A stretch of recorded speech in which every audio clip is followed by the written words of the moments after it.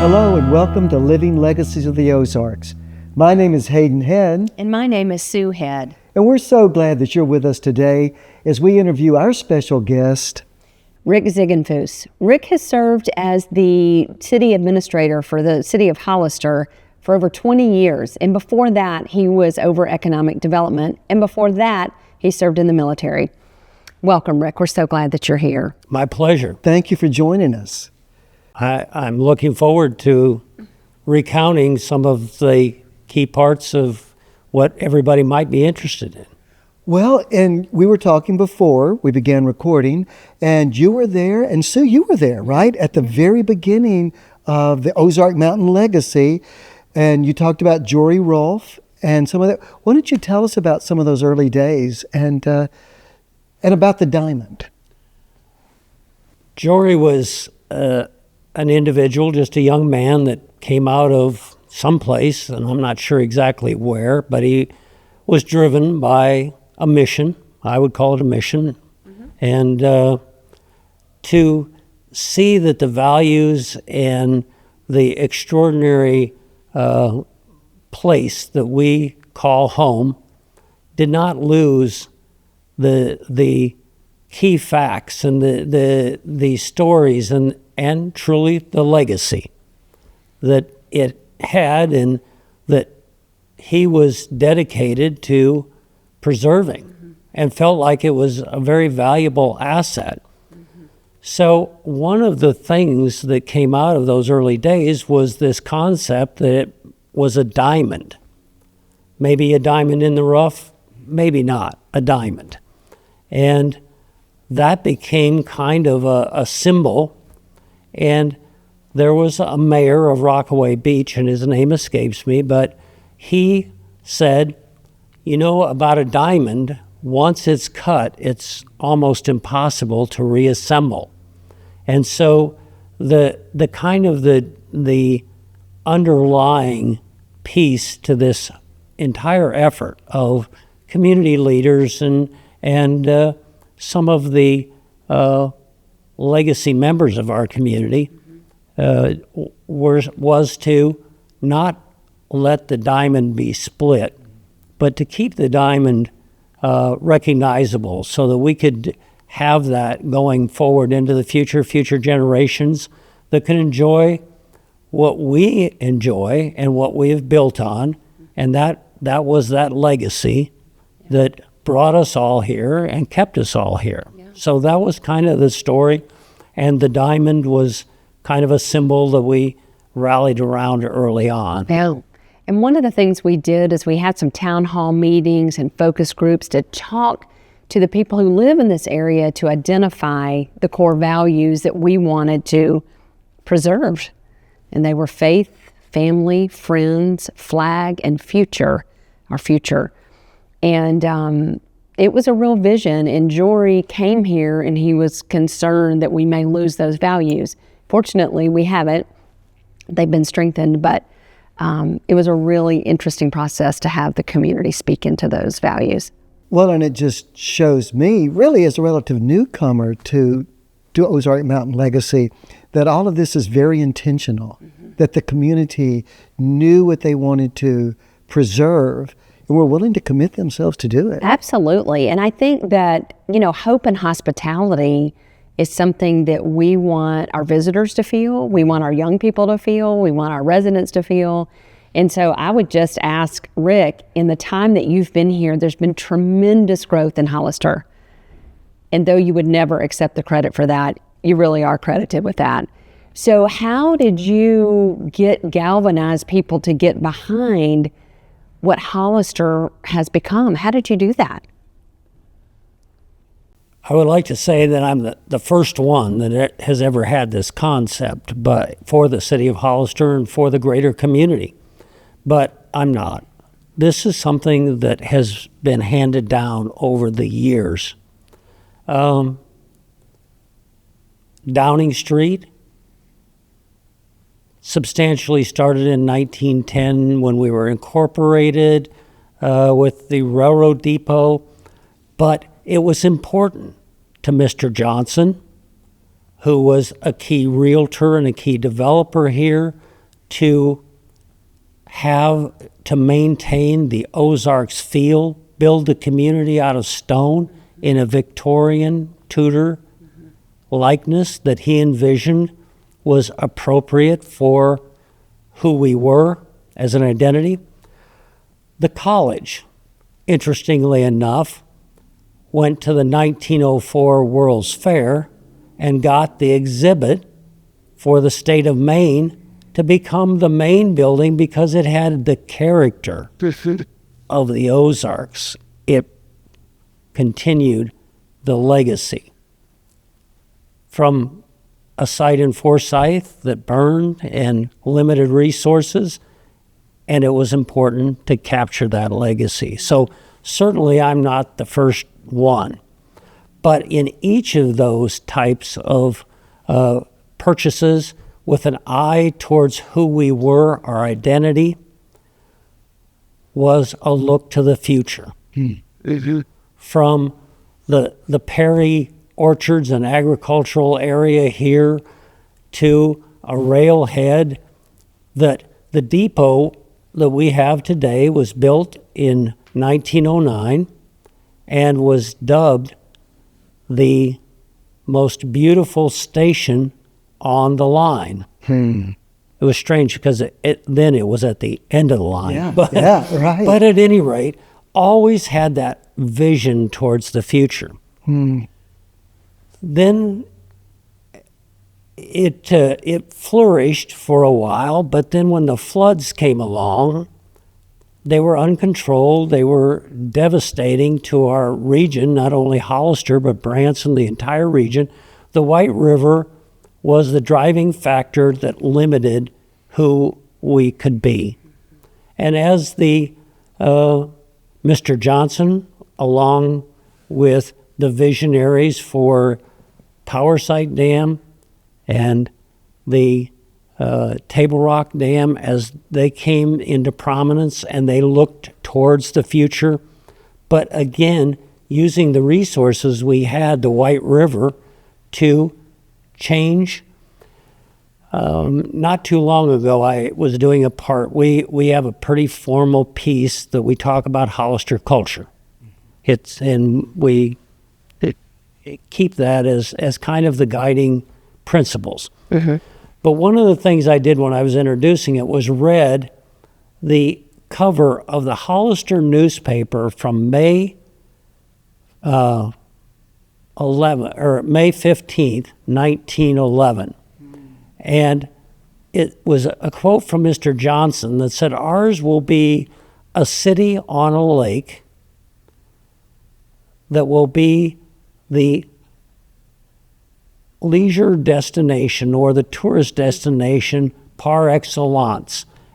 It also said we'd be the manufacturing city of envy. Now, there was a vision in 1911 for a dam that was going to be built in a couple of years. What was kind of interesting was Teddy Roosevelt had banned all dams across all rivers in the nation during his term. And so he was not out of office.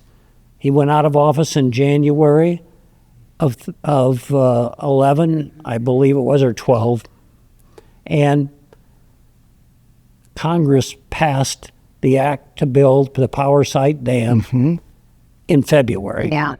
So those were the days when Congress was a little more nimble than they are today. Who knows, though? Actually, today that might change. But at any rate, that vision of who we are and where we were going was nothing that came along with Rick in the 2000s. This came along long before me. And there are names all the way through in the city, in the college, Dr. Good, Dr. Clark, and others that shared the vision along with the city. So we came by that kind of naturally. The other driving factor there was, as I spent my military career, I've told several stories about it, but one of them was that we hadn't had showers for several days, and the shower tent came to my unit. I was a battalion commander, and it came to my unit, and the kind of understandable piece to this is a shower tent is just a tent with pallets on the ground and some spigots sticking up in the middle on tripods. And so I was in an armored vehicle. I parked it outside. My driver did, and I came in. Well, inside the shower tent, I don't know if I should video this or not, but inside the shower tent, everybody looks kind of similar. I mean, they just do. And if I was outside and I had my uniform on and I had my oak leaves on my collar, everybody would know who I was. But in there, and there's not a lot of light. It's just you're in there taking a shower.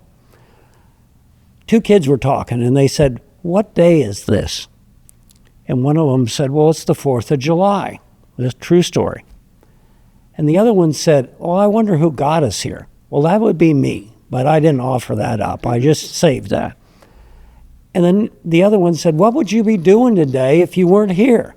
And the other kid said, "Well, we'd be down at the town square. And we'd be on the ground with blankets. We'd probably be eating cold fried chicken. The kids would be playing with sparklers, and we'd be getting ready to watch fireworks. That's what we'd be doing. Then we'd watch fireworks." And that's what America does on the 4th of July. And at Christmas, we still have Santa Claus. And Santa Claus in Hollister, from time to time, tells the story of baby Jesus. And they say, "Well, can you do that?" "Yeah, we know the cops. We can do that."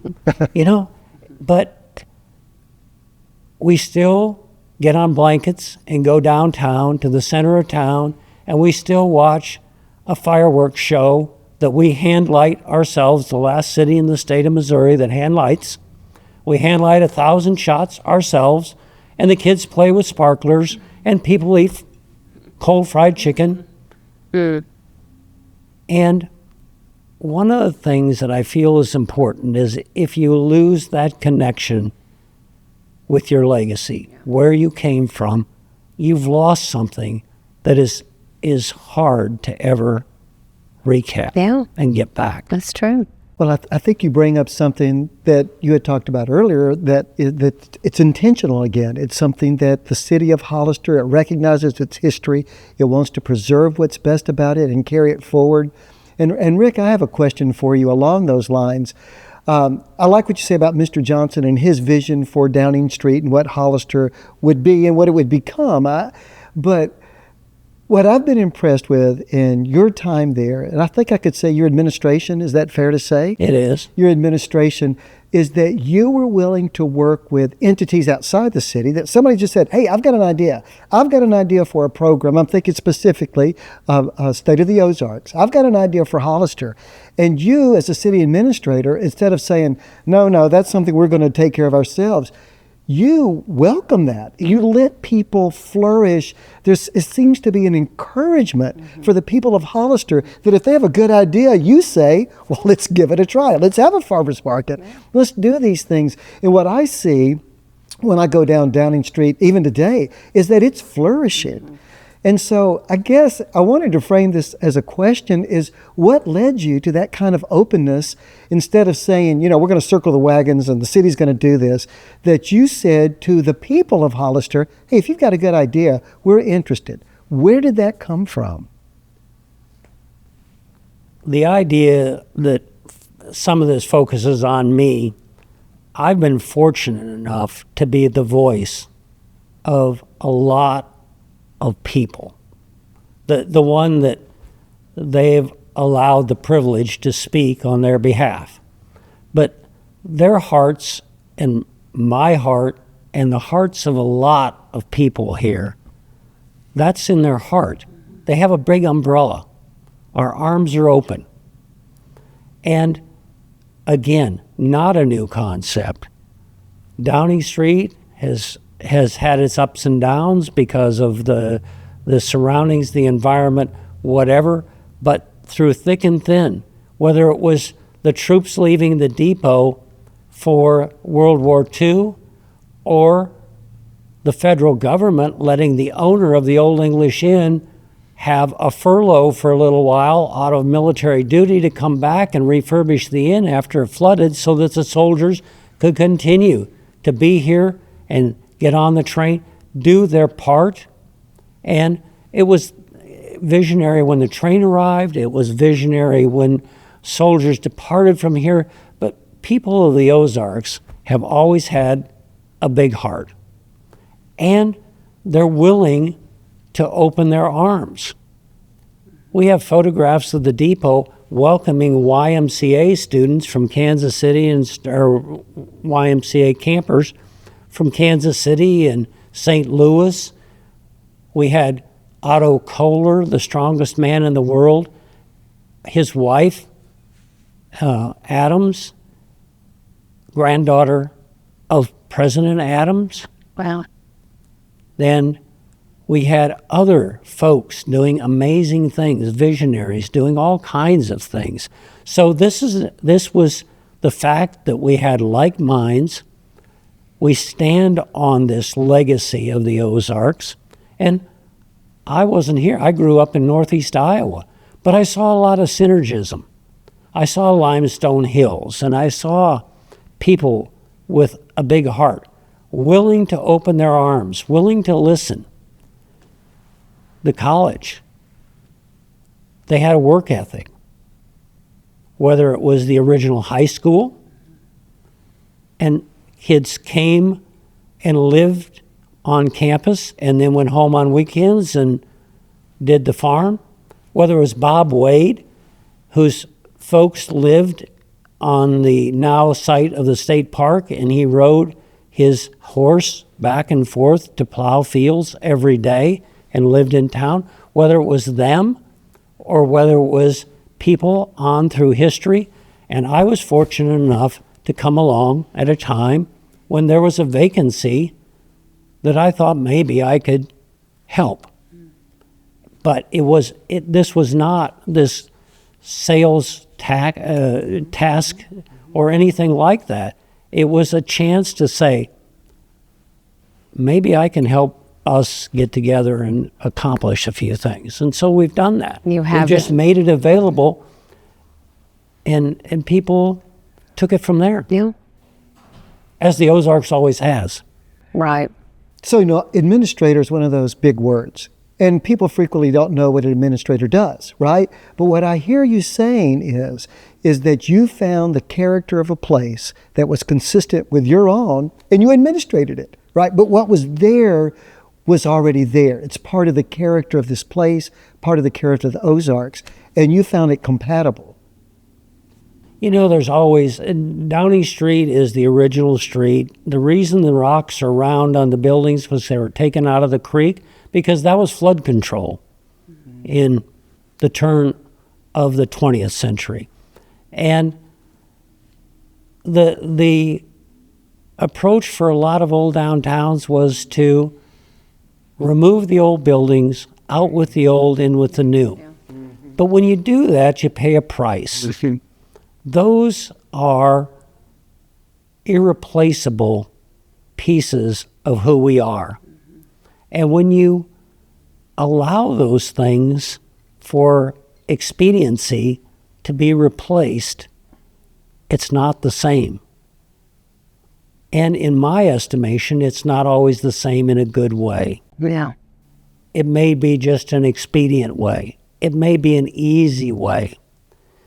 But I think if we look back to the legacy that we've built and we're building on, there's going to be a day when the corollary for us three is going to be sitting someplace, maybe in this hall, saying, bless their hearts, they did what they could. Well, you know what?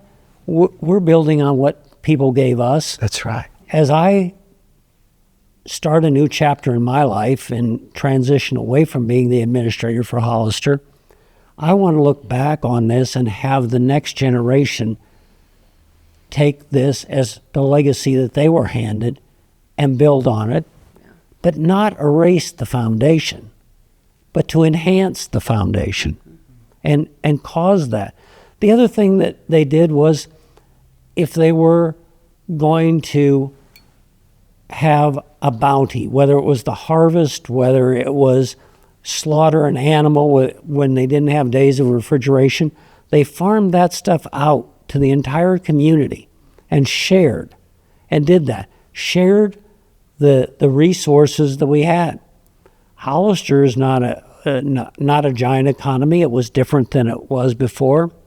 I'll tell a story about meeting the train and having Santa on the train.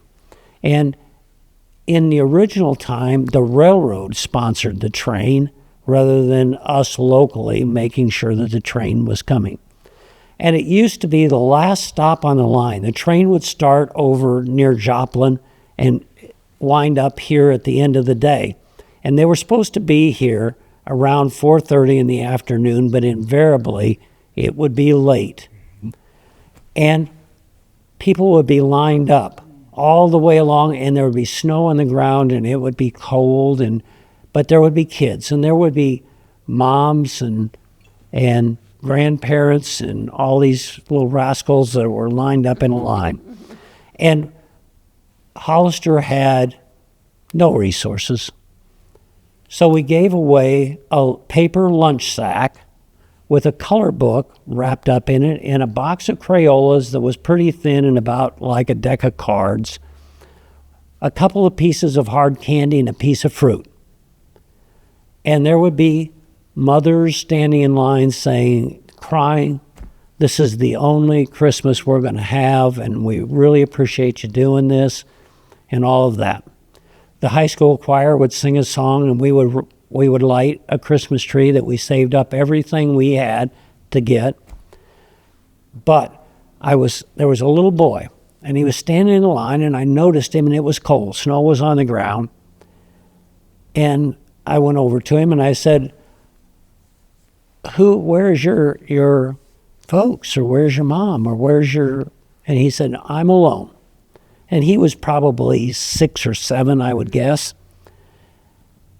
And he said, "But I really need to be here. I need to talk to Santa Claus." And I said, "Okay."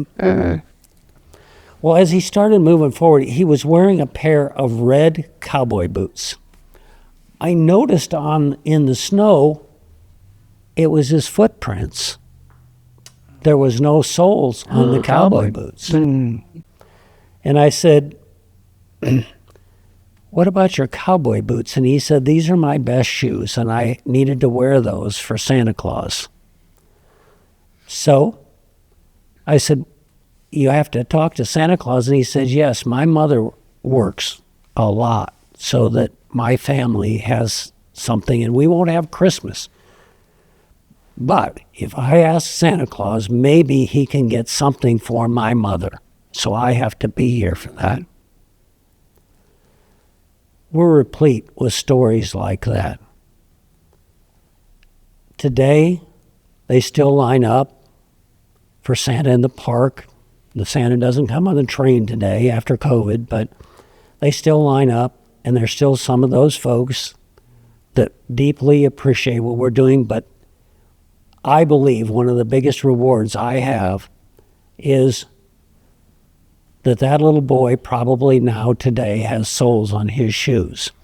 And the little girls that would come to the Easter egg hunt in their handmade purple dresses, and their brothers that had suit coats on that were their dads, and their fingers were covered up by the sleeves, but it was their best coat, and they wanted to come out and do that. That spirit is still here, but we've helped those folks. And that's the reward. And that's the Ozarks. And that's who we are. That's our heart. So the idea about the Ozark Mountain legacy is more than just things. It's more than just a location. It's a heart. Mm-hmm. It is a feeling that comes that I wasn't born here, but once you get here, and the reason I actually came here was because I'm an avid outdoorsman, and I could be outdoors all year round. I was a cold weather warfare instructor for 10 years. I was done with all of that. I wanted to come and be outside and all of that. But when you get here, it draws you in. Those hearts. And the people that you look around and are dedicated to that concept of building a future based on that. We're sitting in the hallowed halls of Hard Work U, predicated on that exact concept. Hollister, a community of people that isn't built on the fortunes of large industries or tycoons or anything. It's built by building the hard work of all of these people. My wife Dana and I ring the bell for the Salvation Army and have for many years. I always say that some of my friends have new shoes. And the reason I say that is because when they're walking up and know what I'm there for, they look at their shoes. And that means, so then I have to talk to them, because when you talk to them, they can't get away. But the ones that barely have shoes and the ones that have holes in their pants that didn't come from Gap, they came from hard work, will always have a dollar bill to put in the bucket. So true. It's amazing. And that's the Ozarks. Yeah. And they're happy when you say Merry Christmas, thank you. They didn't have to be seen. They didn't have to be in their finest attire. Yeah. They just felt it was important if they had a dollar. Or some of them would say, I don't have any money, but when I get out, I'll have some change. And they'll put that change in there. And that's probably a higher percentage of their income than the ones that are looking at their shoes. Absolutely. Well, But that's Rick, the Ozark. your influence on Hollister in this region, we can just never quantify or repay, and we're so grateful for all you've done. And thank you so much for being with us this afternoon to share about Hollister and the character of the people there and the broader Ozarks. We really appreciate your time. Thank you. It's been my pleasure. It's been my pleasure to be a little part of moving this legacy one more step forward. And I'm looking forward to seeing what comes next. Good times ahead. The good times ahead. Good times ahead. And thank you so much for joining us here at Living Legacies of the Ozarks. Have a great day, and we'll see you next time.